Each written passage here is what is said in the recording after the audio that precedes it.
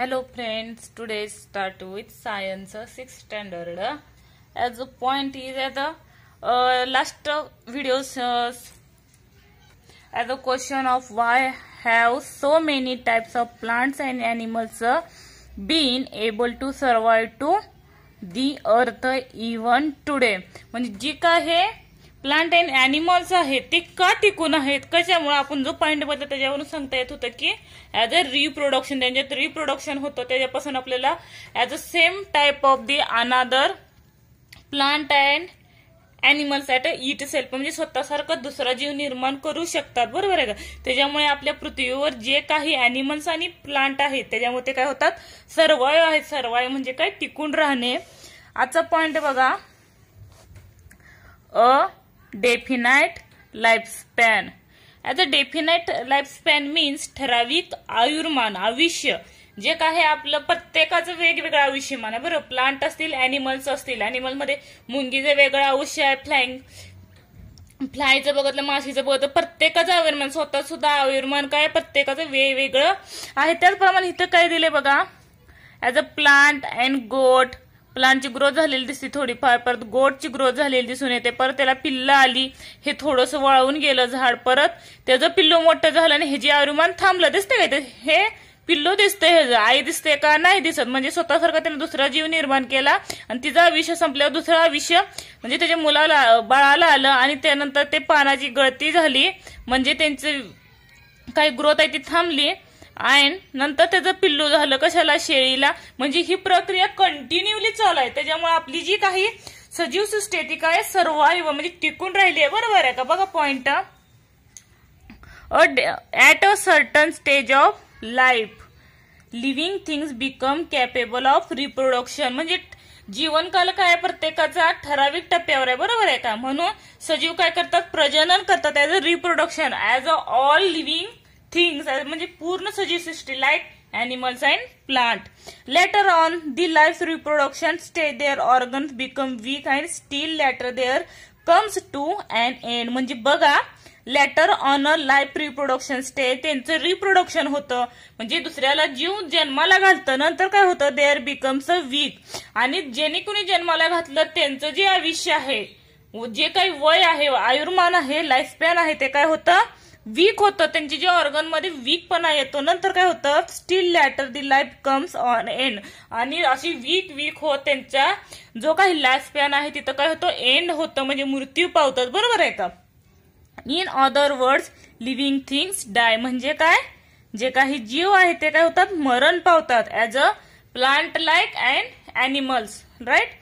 The life span of different animals and plants are different.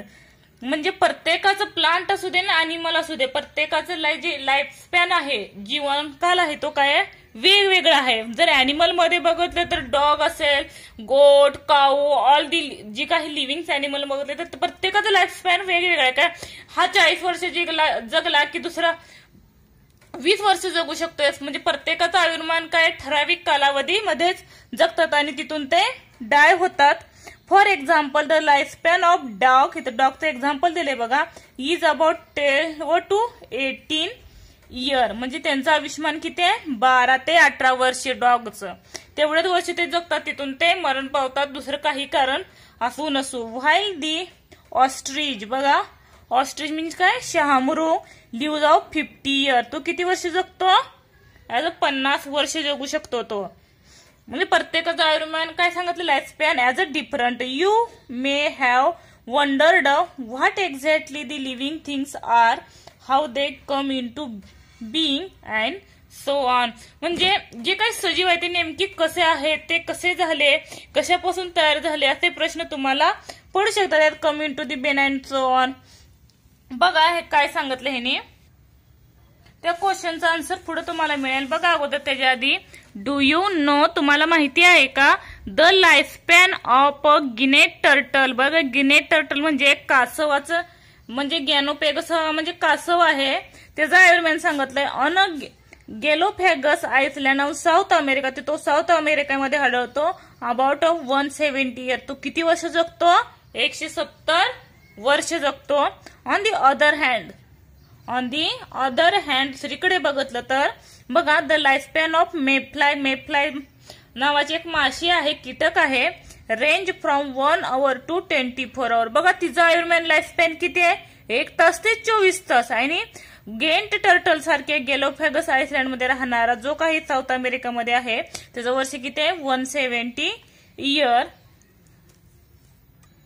Next बघा observe honey bee comb and a wall what they are made of. हे जर हनी बीचं comb बघत जे काही जाळं दिसतंय, पोळं जाळं काय म्हणतात ते, आणि हे काय एक भिंत रचलेली आहे एकावर एक, बरोबर आहे का. हे जे रचना कशी आहे हे विचारले, अ वॉल आणि honeycomb. You may have seen the small compartment. तिनं काय केलंय, स्मॉल कंपार्टमेंट मध्ये एक जाळ वळवलंय, बरोबर आहे का. बघा एक अशा प्रकारे म्हणजे हेक्झागोन टाइप मध्ये आहे, तिनं त्या प्रकारे काय केलंय, आपलं जे जाळं आहे ते बनवले. जर विटाची रचना बघितली तर एकसारखी दिसून येते, बरोबर आहे का. आणि की these compartment are join together to form a honey bee. म्हणजे एकमेकाला काय केलं दिसतं, हे जॉईन केलेलं दिसतंय, बरोबर आहे का. नंतर बघा अ वॉल हॅज ब्रिक.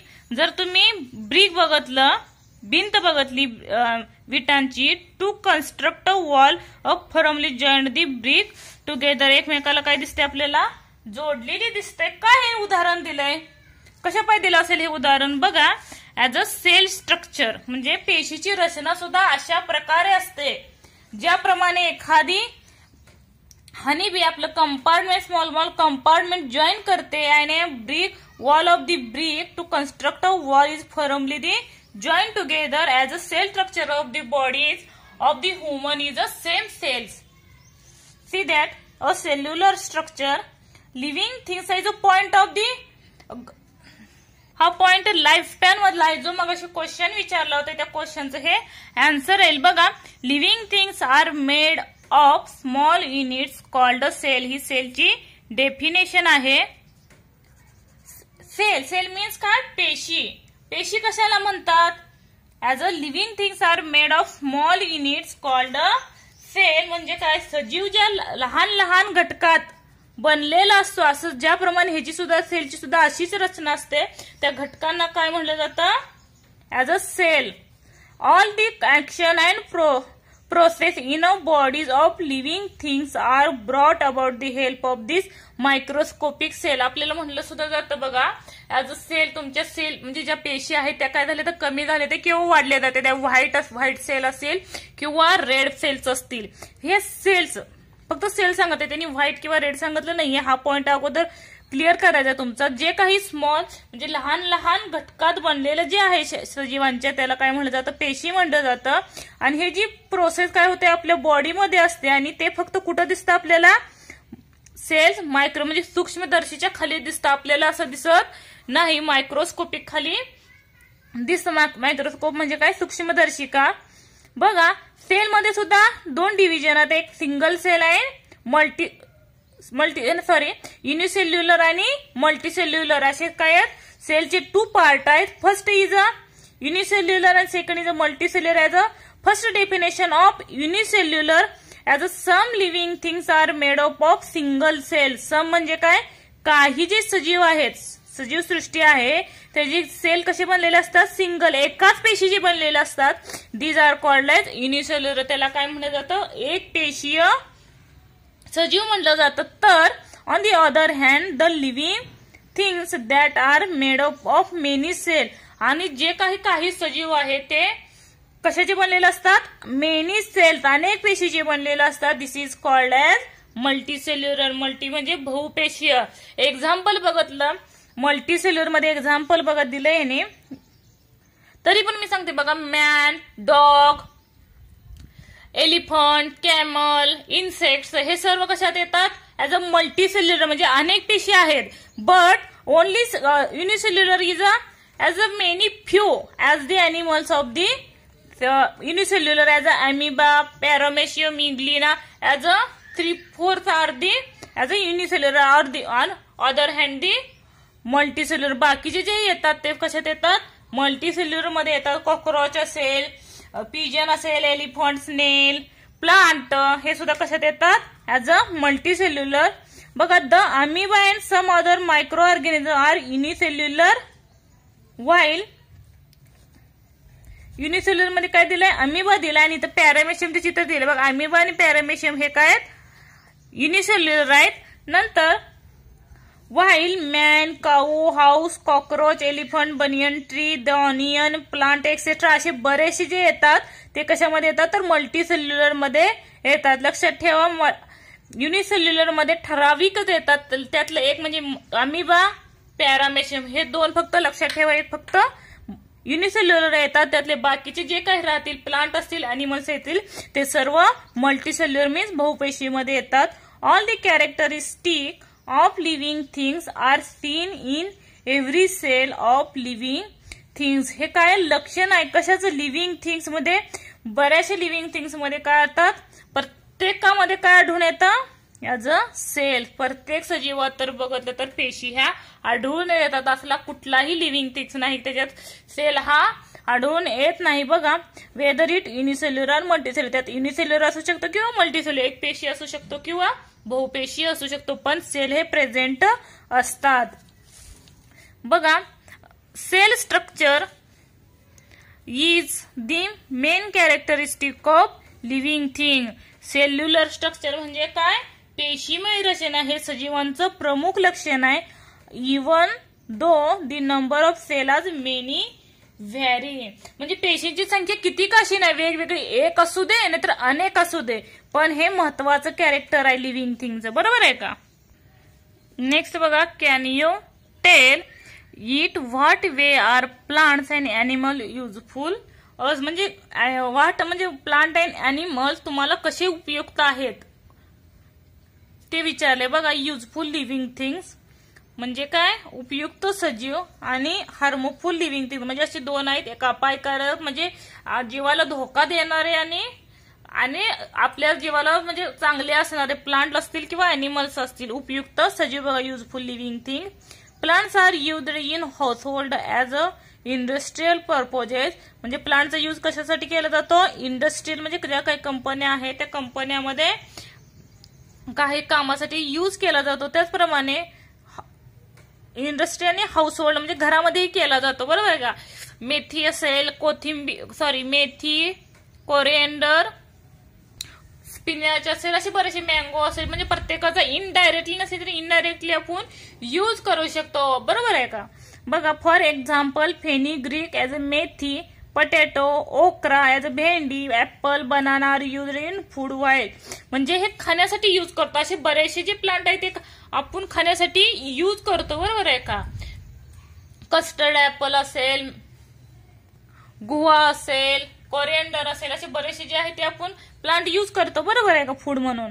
वास्का म्हणजे अडुसा, हिरडा, भेंडा, ऍस्परगस ॲज युज्ड इन मेडिसिन, हे जे काही वस्का, हिरडा असेल, पण तुमची जी तुळस असेल दारात त्याचा सुद्धा काय मेडिसिन मधून यूज करू शकतो. आता ही प्लांट झालं. ते अॅनिमल मध्ये बघा, animals are also use to us dog, cat, cows, buffalo are kept in domestic uses, म्हणजे त्याला घरी पाळण्यासाठी यूज करू शकतो. कुणाचा, कुत्रा असेल, मांजर, गाय असेल, म्हैस असेल, ह्याचा डोमेस्टिक मध्ये यूज केला जातो. आणि कशाचा, गोट असेल, हॉर्स सुद्धा करतात काय काय जर डेझर्टमध्ये बघत तर कॅमल म्हणून डोमेस्टिक अॅनिमल म्हणून यूज करतात. बरोबर आहे का. त्याचप्रमाणे fish, sheep, fowl are used in food, म्हणजे फिश असेल, मेंढी असेल, शेळी असेल, गोट किंवा कोंबडी असेल, ह्याचा यूज कशासाठी करतो तर अन्न ग्रहणासाठी, ॲज अ खाण्यासाठी, फूडसाठी यूज करतो.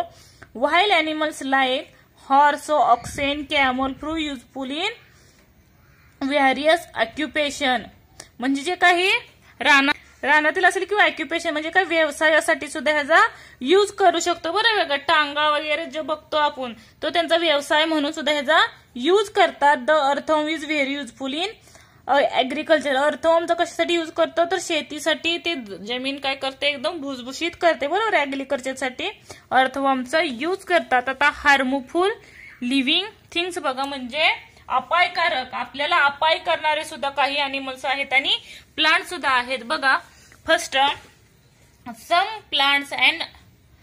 Animals and plants around us harmful to man, म्हणजे सम म्हणजे काही जे प्लांट, वनस्पती किंवा जे काही प्राणी आहेत ते सुद्धा आपल्याला काय करतात, अपाय करतात. For example mosquito and fly spread diseases. Mosquito असेल किंवा काही माशा असतील ते आपल्याला काय करतात, रोगाचा प्रसार करतात. बरोबर. स्प्रेड डिसीजेस म्हणजे स्प्रेड म्हणजे काय, पसरणे. काय, ऍज अ रोग पसरला जातो. कशामुळे, मॉस्किटो आणि फ्लायज.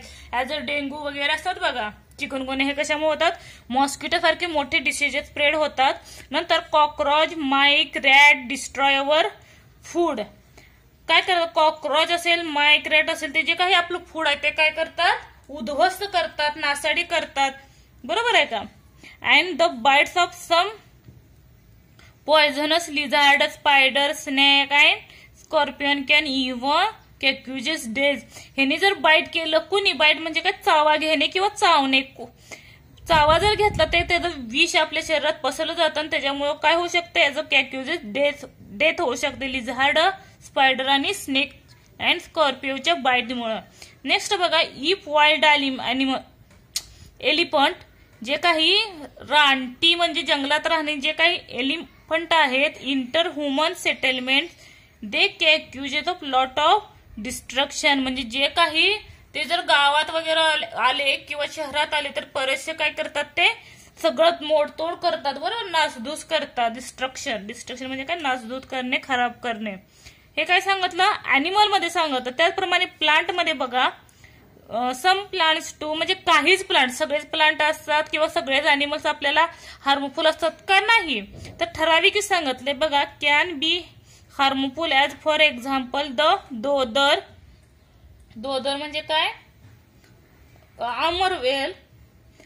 पॅरेन्थिनियम म्हणजे गवत असेल, तण असेल, म्हणजे रानात वगैरे येतं as a farmer. And other weeds, आणि काही ठराविक असतील अमरवेल सारख्या, ते काय आपल्याला अपायकारक आहे, त्याचा काही यूज होत नाही.